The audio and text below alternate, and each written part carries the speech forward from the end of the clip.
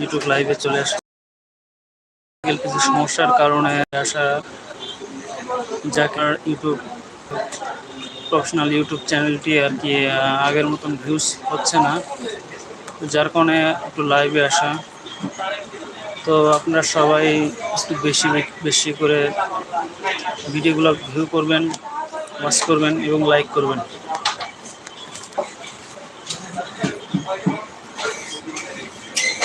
হতে পারে আপনাদের এই লাইক, কমেন্ট, ভিউজ এর জন্য আমার চ্যানেলটি ঠিক হয়ে যেতে পারে।